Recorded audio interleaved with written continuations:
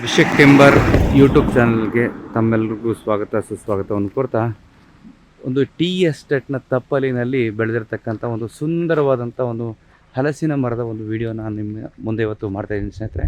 ಹಲಸಿನ ಮರದ ಬಗ್ಗೆ ಸಾಕಷ್ಟು ನಾನು ಈಗಾಗಲೇ ಉಪಯುಕ್ತಕರವಾದಂಥ ಮಾಹಿತಿ ಕೊಟ್ಟಿದ್ದೀನಿ. ಬಟ್ ಈ ಒಂದು ಮರ ಯಾಕೆ ತೋರಿಸಿದರೆ ಬಹಳ ಸುಂದರವಾಗಿ ಬೆಳೆದಿರ್ತಕ್ಕಂಥ ಮರ ಮತ್ತು ಒಳಗಡೆ ತುಂಬ ನೋಡಿ ಎಷ್ಟು ಚೆನ್ನಾಗಿ ಕಾಯಿ ಬಿಟ್ಟಿದೆ. ಪ್ರತಿಯೊಂದು ರೆಕ್ಕೆ ರೆಂಬೆ ಕೊಂಬೆಗಳಲ್ಲೂ ಕಾಯಿ ಬಿಟ್ಟಿದೆ.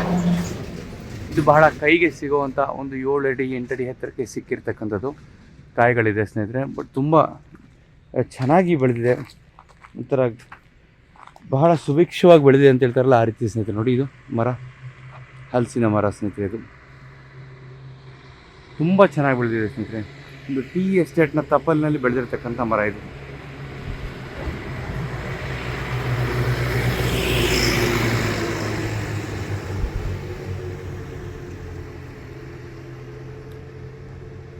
ಇದು ಸುತ್ತಲೂ ಟೀ ಎಸ್ಟೇಟ್ ಸ್ನೇಹಿತರೆ.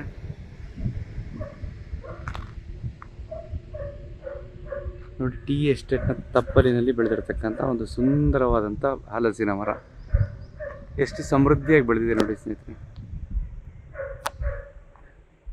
ಈ ಮರನ ಎಷ್ಟು ಸುಂದರವಾಗಿರುವಾಗ ಇದರೊಳಗೆ ಬೆಳೆದಿರ್ತಕ್ಕಂಥ ಹಣ್ಣುಗಳು ಎಷ್ಟು ಸುಂದರವಾಗಿರ್ಬೋದು, ಎಷ್ಟು ಸ್ವಾದಿಷ್ಟವಾಗಿರ್ಬೋದು.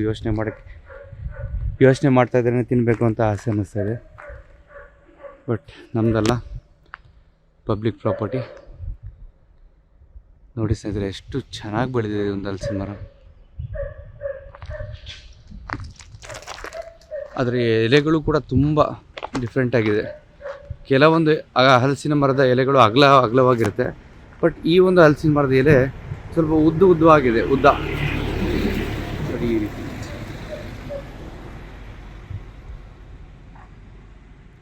ಹಚ್ಚ ಹಸಿರಾದಂಥ ಎಲೆಗಳು, ಸುಂದರವಾದಂಥ ಮರ ನೋಡಿ ಸ್ನೇಹಿತರೆ. ಬುಡದಿಂದ ಮರ ತೋರಿಸ್ತೀನಿ.